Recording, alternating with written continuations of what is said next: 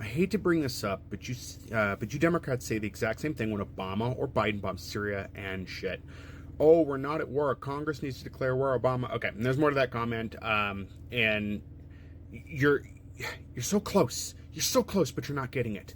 We said on the left, if we aligned as Democrat, we said that when it came to the war on terror, which you're not even talking about here because you guys don't like talk about that, that we said it was not a war, it was a conflict, and there was a problem with that because the president circumvented the process to have a conflict. We said that, and as many other content creators have pointed out, there were calls to impeach for that. When it comes to what Biden or Obama did, there were calls for impeachment as well. There was noise made about that. What I'm pointing out is that you guys on the right, I'm assuming you are based on your comment, we're talking about how, the war on terror was a war. And we were like, no, it's not. It's a conflict and it's being masqueraded as a war and it's very wrong. The same way with this, your guys are saying it's not a war. Now you're saying it's not a war.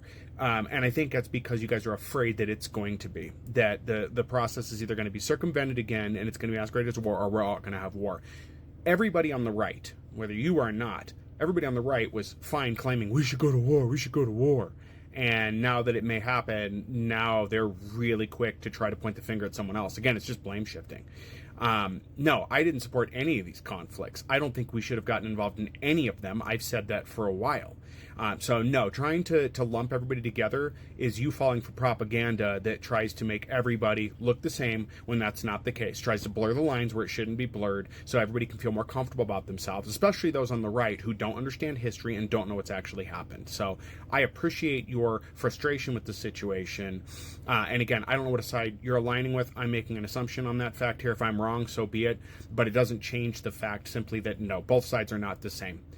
If there had been a Democratic president in office, they would not have just struck Iran because, Israel's leader decided to stroke their ego and be like, hey, you should do this for me. You're the greatest man ever. That would not have happened. That hands down would not have happened. There's not even a debate about that.